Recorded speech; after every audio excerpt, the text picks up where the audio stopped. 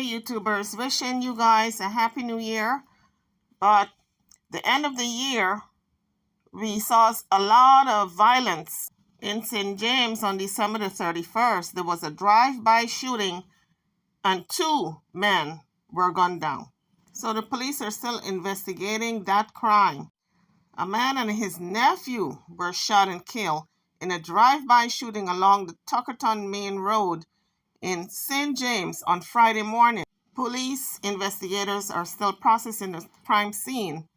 They have not yet released the identities of the victims, but have confirmed that one was employed with the St. James Municipal Corporation. It was reported that around 8 a.m., the men were traveling from the direction of the Spring Mont towards Montego Bay when they were ambushed by gunmen traveling in another vehicle. It is reported that the attackers opened fire on the men, hitting both occupants multiple times. The driver reportedly lost control of the vehicle, which crashed into an embankment. Someone passing by in another car assisted both men to the hospital, the Cornwall Regional Hospital. By the time they got to the hospital, they were both pronounced dead on arrival. So my condolences to the families of these 2 men. Details will come out later on as to the funeral service and also the details. And of course, if they can find the perpetrators, we will be hearing about arrest in the case. The next story up is a promoter is being charged and was arrested for an illegal party in which people were shot. 6 persons were shot at the event on Friday, December the 31st, 2021, the last day of the year. Of course, we cannot go drama-free. The Manchester police have arrested and charged the promoter of an illegal party where 6 people were shot and injured early. A 12-year-old boy who was shot in the leg was among the 6 people who were left with gunshot wounds at the event, which was held in the Top Grove place in the parish. Another man who was reported to be in serious condition was being treated for multiple gunshot wounds to the chest. The parish's top cop, Superintendent Lloyd Darby, said that the promoter who was charged under the Disaster Risk Management Act was placed under arrest for the illegal party and curfew violations. Moving right along with the next story. Dog paw. Security forces decided to scrap plans to parade Dog Paw's body. On Saturday, January 1st, 2022, police and soldiers crashed a plan to parade the body of slain gang leader Christopher Dogpaw from Linton through Tavern and neighboring communities in St. Andrew, ahead of his internment at Dovecot Memorial Park in St. Catherine. The heavy presence of law enforcement began Thursday night when a wake being held for Linton was shot down, and many of those in the audience, including the members of his family, were taken away by the police for processing. Because the police had taken family members away for processing at the station, there was tension.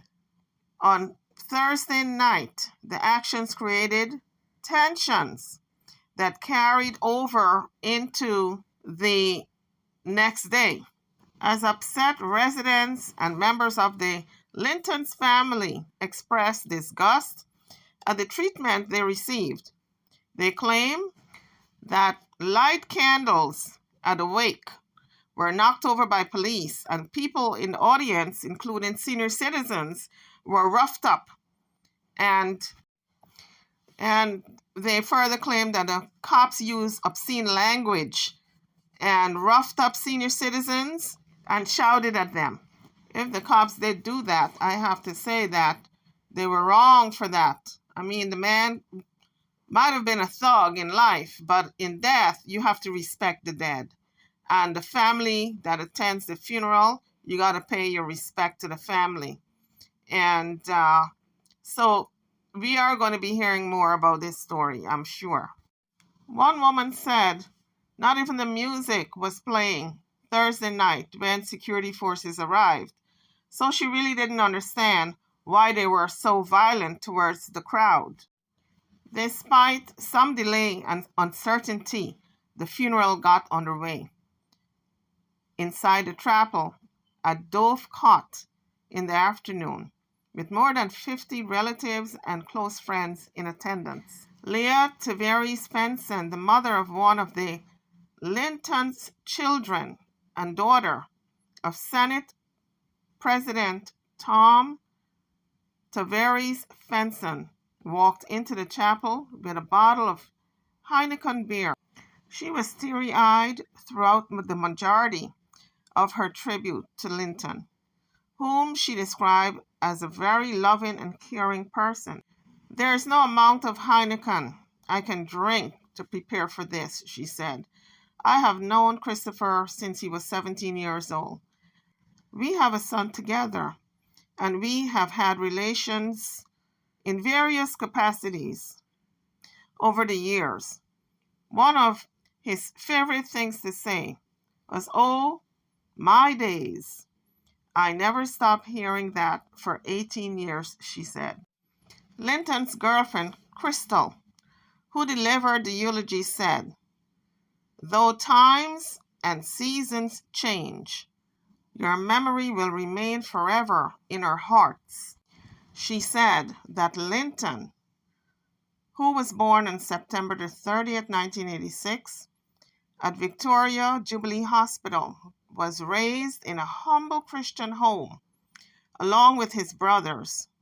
He enjoyed playing football, attending Sunday school, and watching cartoons. And she said the cartoon that he loved the most was Papa Bear, and his friends would often tell him that he resembled Dark Paw, one of the cartoon characters that led him to being given the nickname Dog Paw. He was known to his peers to be loving, kind-hearted, friendly, and a jovial individual, which undoubtedly made him a lot of friends. He had a passion for nature, which inspired him to become a proud member of his school's environment club. Christopher was very much involved with his Christian beliefs and decided to get baptized at the age of 10, she said. YouTubers always remember, for every saint, there probably was a sinner in the mix. And for every sinner is a potential saint. So when you see people who are supposedly the bad guys, they've got some good in them.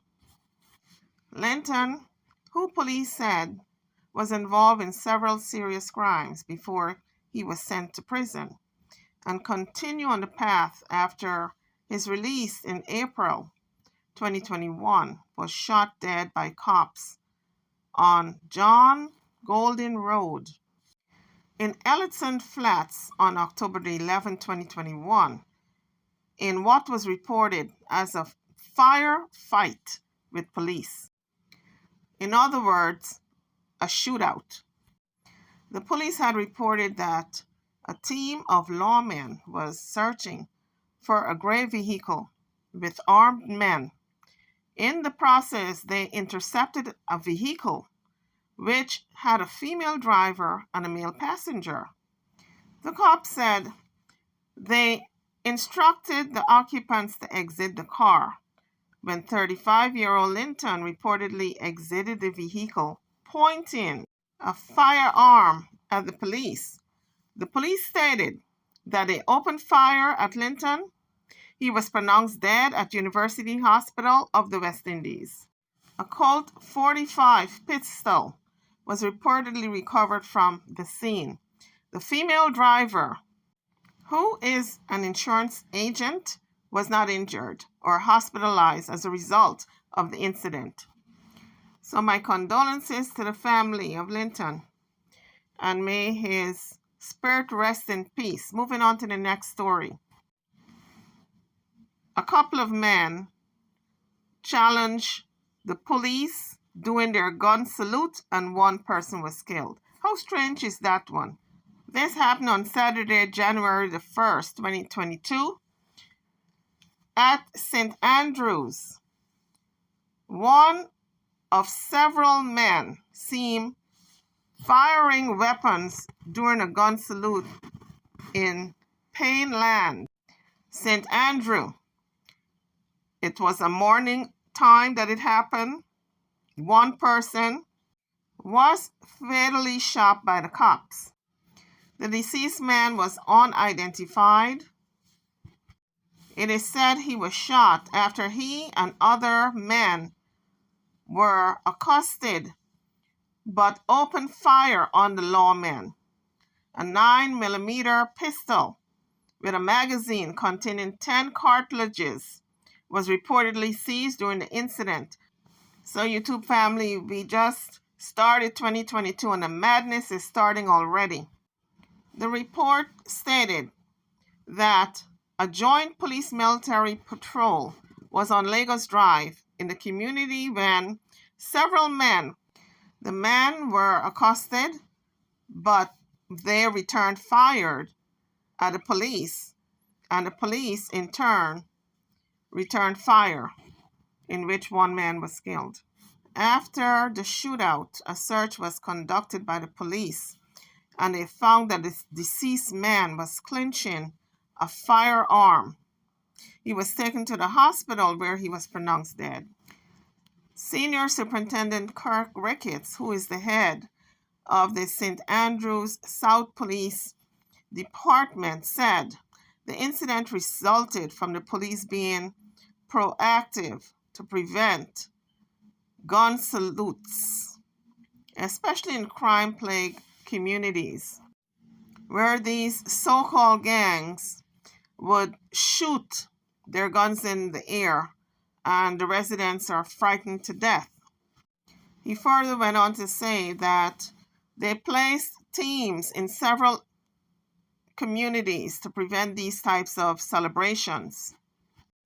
It is reported by the police department the matter has been turned over to the Oversight Bureau and the Independent Commission of Investigations. So they are going to be investigating this matter further, and we will keep our ears to the ground as to the conclusion. The next story up is on December the 30th, 2021. A man was charged with killing his ex-girlfriend's sister.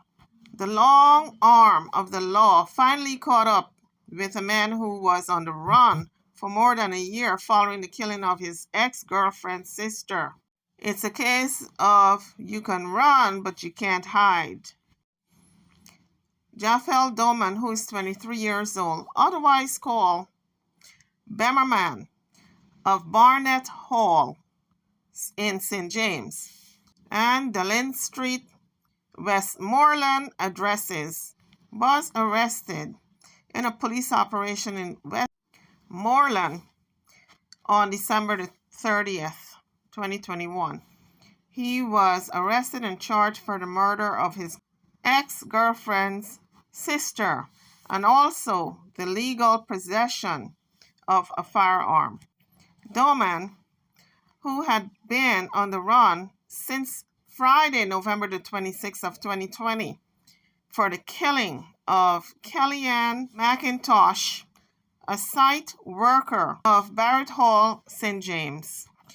Police reported that on the day Doman went looking for his ex-girlfriend, who is also the mother of his child, at McIntosh's house. However, an argument developed and he left.